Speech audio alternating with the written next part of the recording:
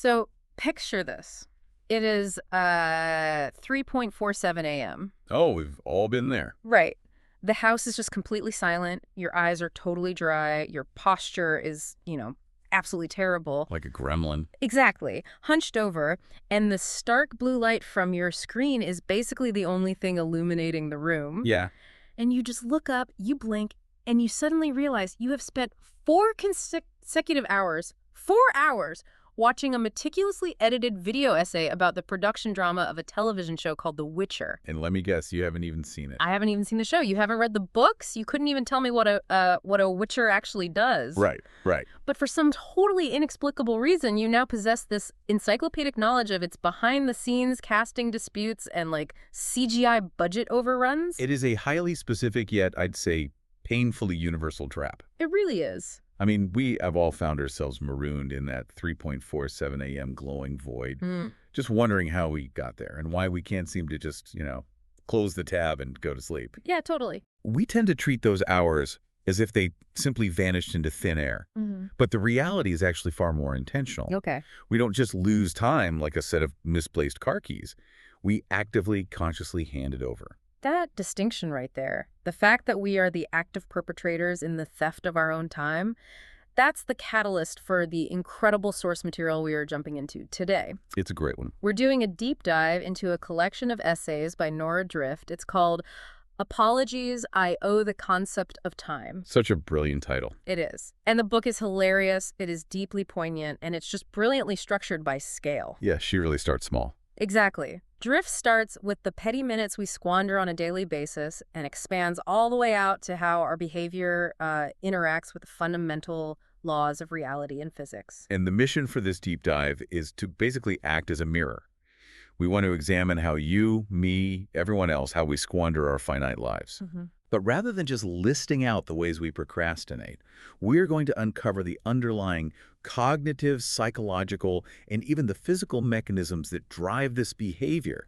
We really need to understand the why. Okay, let's unpack this by looking at the micro level first. The petty crimes we commit against our own minutes. The daily stuff. Yeah, because the sheer volume of time we hemorrhage to our own psychological blind spots is just staggering when you look at the actual mathematics of a human day, and Drift absolutely does the math. Oh, she provides a very visceral accounting of it. She really does. Take something as innocuous as sending a text message.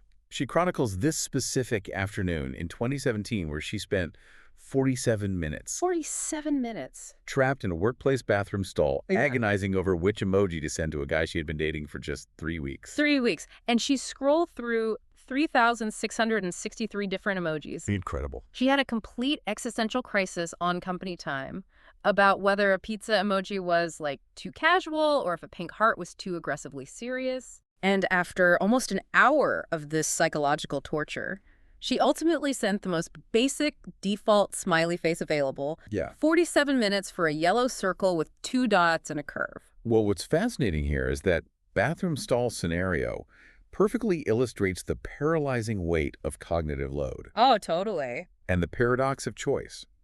When confronted with thousands of options, the brain doesn't actually feel liberated, it feels threatened. Like it's under attack. Basically, yeah.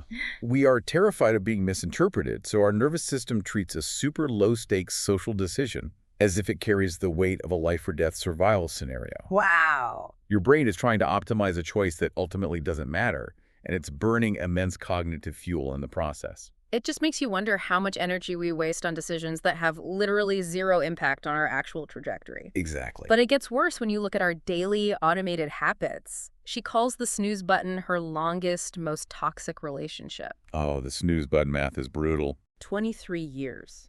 23 years of hitting snooze, an average of 4.3 times a morning. At 9 minutes of snooze, she calculated that she has spent 5,413 hours, which is 225 full days of her life, in a fragmented, miserable half-sleep. And, the snooze button is this fascinating psychological lie we tell ourselves. Oh, so? Well, every time you hit that button, the conscious mind says, oh, just 9 more minutes and I'll be refreshed. Right, I'll be ready to go. But physiologically, you are doing the exact opposite. You are triggering something called sleep inertia. Sleep inertia. Yeah, you aren't dipping back into the restorative REM or the deep, slow-wave sleep your body actually needs. Instead, you are continually restarting a sleep cycle and brutally interrupting it. So it's actively bad for you. It's terrible. You're effectively bathing your brain in stress hormones like cortisol over and over again. You are literally spending nearly a year of your life actively making yourself more exhausted. Man, and we do the exact same thing in our professional lives too, right? Like letting things drag on when we know they're hurting us. Oh, absolutely. Drift describes the dreaded quick 15-minute sync. Oh, we all know this meeting. We all know it. It starts as a 15-minute touch base and metastasizes into a 101-minute hostage situation. Yep. Someone shares a screen with like 34 PowerPoint slides. Before you know it, people are sharing totally irrelevant personal anecdotes from 2019. Someone's toddler wanders into the video frame, and absolutely zero actionable decisions are made. And yet nobody leaves the call. Nobody. Just like nobody leaves the bad grocery store line. Drift notes this specific instance of spending 23 minutes in checkout line 4, just watching 3 different supervisors attempt to process a 75-cent coupon override. For 75 cents? Right. Or dedicating 3 solid hours to watching a Love is Blind reality TV reunion where you don't even know the cast members. Yeah. The underlying mechanism here is the sunk cost fallacy, and it is honestly one of the most powerful cognitive biases we possess. Because we've already invested the time, our brain refuses to let us walk away. Exactly. The human brain has a profound aversion to loss. If you leave that 101-minute meeting, or if you walk away from the bad grocery line after 10 minutes, you are forcing your brain to acknowledge a defeat. Oh, that makes sense. You have to admit that you made a bad call and that the initial time investment is gone forever. Right. So to avoid the psychological pain of that cognitive dissonance, your brain rationalizes staying. It convinces you that the payoff is just around the corner, which paradoxically causes you to waste substantially more time. It's like we treat time as a terrible hand in poker. That's a great way to put it. We just keep throwing good minutes after bad ones. We hold a pair of 2s, but we keep throwing chips into the pot, hoping that a 75-cent coupon override or a, manufactured reality show revelation will somehow pay out the jackpot and make the whole agonizing ordeal worth it. But there is no jackpot. You are going all in simply because you already paid the blind. Exactly. The clock doesn't care how much time you've already invested. It just keeps ticking forward, completely indifferent to your desire for a return on investment.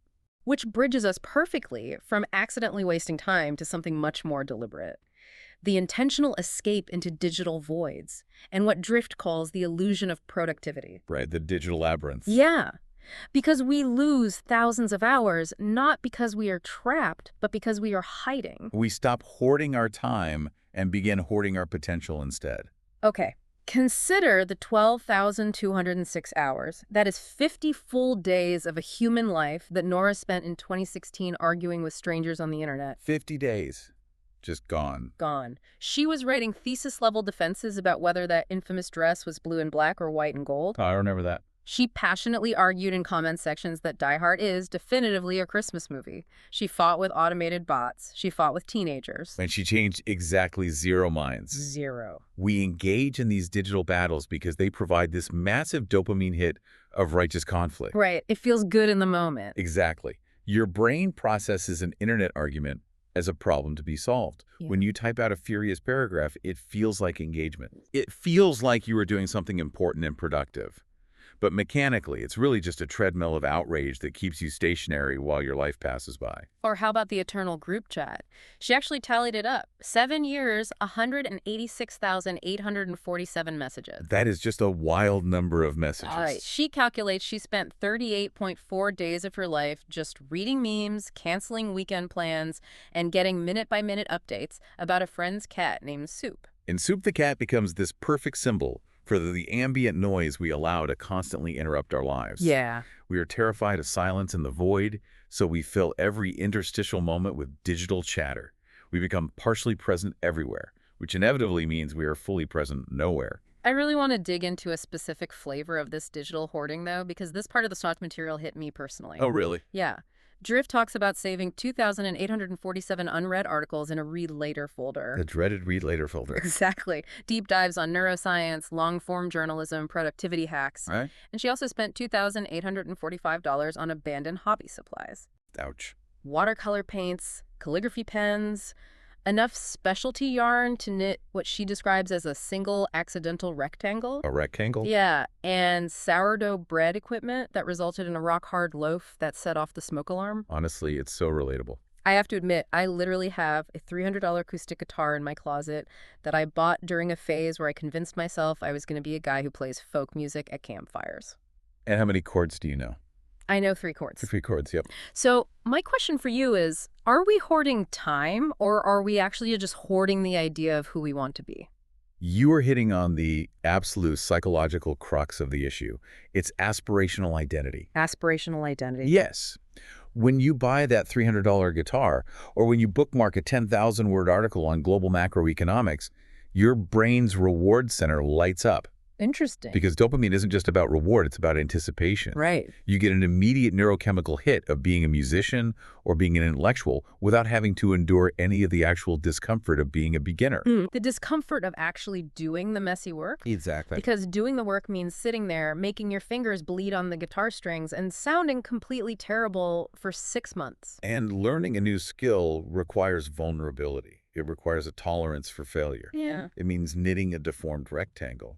But buying the supplies, saving the article, that feels like progress. It feels like you're doing something. It is a brilliant, self-soothing illusion that protects us from the vulnerability of trying, while simultaneously draining our bank accounts and consuming our free hours.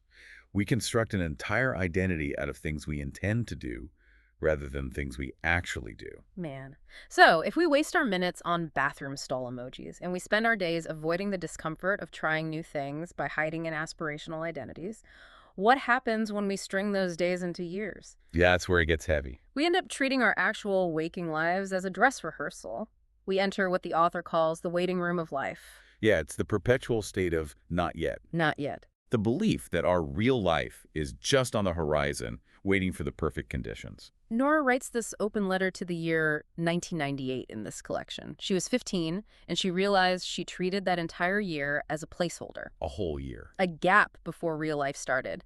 She spent 117 hours just cuffing and uncuffing giant JNCO jeans so they wouldn't drag in puddles. The JNCO genes. And she spent 537 hours watching a 56K dial-up internet loading bar freeze at 99%. And you know, the psychology of the loading bar is a fascinating cultural phenomenon. Heavy. Oh, yeah. It trained a whole generation that desire and fulfillment must be separated by an arbitrary, agonizing period of waiting. We internalized the idea that suffering through a delay was a necessary prerequisite for reward. Wow, and that waiting mentality bleeds directly into adulthood. It really does. She spent her 24,300 hours of her 20s, to be exact, waiting for the As soon as I graduate. Right, as soon as I graduate, as soon as I get promoted, as soon as I lose 10 pounds. She was waiting for this magical state of being ready. Here's where it gets really interesting. Well, wait, let me phrase that better. If we connect this to the bigger picture, ready is one of the most destructive defense mechanisms we have. How so? We tell ourselves we need pristine, perfect conditions to start living or to take a risk. But practically speaking, insisting on readiness is just a sophisticated way to avoid the risk of living in the present. Oh, wow. If you are always preparing, you can never be judged for your current state. You are insulated from criticism because, supposedly, you haven't really started yet. Here's where it gets really interesting for me. The ultimate mascot for this delusion is the concept of next week. Next week. She outlines this toxic 20-year relationship with next Monday. Oh, we all know next Monday. The next Monday is when she'll start the diet. Next Monday is when the novel gets written. She calculates she has kicked 54,750 problems down the road to future her. That poor future her. Right. But then she has this devastating realization. Future her doesn't possess any magical powers. Nope. Future her is just present her, but significantly more tired and resentful because of all the baggage past her dumped on her doorstep. Well, neurologically speaking, we actually view our future selves as strangers. Really? Yeah. Functional MRI scans show that when people imagine their future selves, the brain regions that activate are the exact same ones that light up when thinking about a complete stranger. That is wild. So when you kick a problem tonight, next Monday, you aren't making a plan for yourself. You are literally dumping your responsibilities onto someone you don't even know. Wow. We sacrifice the reality of today on the altar of a highly optimized future that never actually arrives, and we treat the present moment like a disposable rough draft. But why is this so difficult to overcome? Why do we constantly fight against our own best interests when it comes to managing our days? It's big. This is where the source material takes a massive cosmic swing. We aren't just fighting bad habits or psychological blind spots, we are fighting the literal laws of physics. Yeah, we're bumping up against the fundamental structure of reality itself. Let's look at the sun, right? The sun has been providing free nuclear fusion and circadian rhythm regulation for 4.6 billion years. Completely free. But what do? We spend 11 hours a day indoors staring at glass rectangles, giving ourselves vitamin D deficiencies, and then we go online and pay $89 for a sunrise simulation alarm clock. It's so absurd when you say it out loud. To mimic the exact physiological trigger the universe provides for free right outside our curtained windows. We have entirely detached ourselves from the natural rhythms of the cosmos. We really have. And nowhere is that friction more apparent than in our sleep schedules, which the book brilliantly connects to the second law of thermodynamics. Entropy. Entropy. The tendency of all systems in the universe to move from a state of order to a state of maximum disorder. Exactly. To put it in biological terms, maintaining a structured, healthy human body takes constant energy. Right. A circadian rhythm is a highly ordered system. When you refuse to go to sleep at 3:47 a.m., when you stay up endlessly scrolling through video essays, even though your eyes are burning and your body is begging for rest. The Witcher video. The Witcher video. You aren't just exhibiting poor discipline. You are actively participating in the breakdown of order. Oh, wow. A sleep schedule requires energy and intent to maintain. Disorder like staying awake, staring at a screen, doing nothing, is the default state of the universe. When you fall into that void, you are literally letting entropy win. It is the path of least resistance. She writes this hilarious, albeit slightly depressing, apology to the concept of the heat death of the universe. Oh, that chapter is brilliant. The heat death is the theoretical end of everything in 10 to the 100th power years, where all energy is evenly distributed, nothing moves, and perfect, cold stillness is achieved. Right. She points out that on a lazy Sunday afternoon, lying on the couch, scrolling endlessly, with zero motivation and all choices equalized at doing absolutely nothing, she is literally mimicking the end of the universe. It is the absolute zero of human motivation, a state of zero energy differentials. I have to challenge this framing, though. Okay, go for it. So when I'm lying on my couch on a Sunday doing absolutely nothing, staring at the ceiling and ignoring my laundry, I shouldn't feel guilty. I can just confidently tell myself I'm in beta testing for the heat death of the universe. I mean, you can certainly try that excuse. Right. But this raises an important question, and it brings us to a terrifying collision between physics and human consciousness regarding the arrow of time. Okay, lay it on me. Well, a rock simply exists. It weathers away as entropy increases, but it doesn't care. Humans, however, have consciousness. We are uniquely, painfully aware that the arrow of time only points in one direction. Forward. Forward. We know we are aging. We know these moments are passing, and that we have absolutely no mechanism to rewind, pause, or save them for later. And that awareness is what causes the panic. Exactly. That's why we frantically look up from our phones and ask, where did the time go? But the arrow of time didn't steal your time. It just pointed forward at a constant rate of exactly 1 second per second. Right. The terror we feel comes from our impossible desire to live in all directions at once. Oh, that's good. We want to undo the mistakes of the past, fast forward to the rewards of the future, and somehow pause and hoard the present.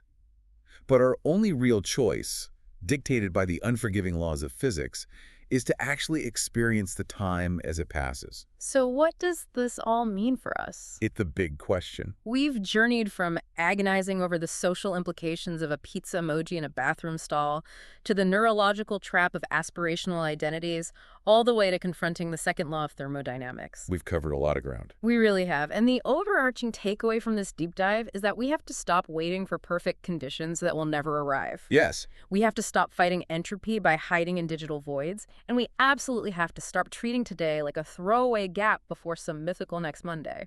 Because the time you are waiting for doesn't exist. The future self you are relying on is just you. The only time you have any agency over is the time you are actively standing in right now.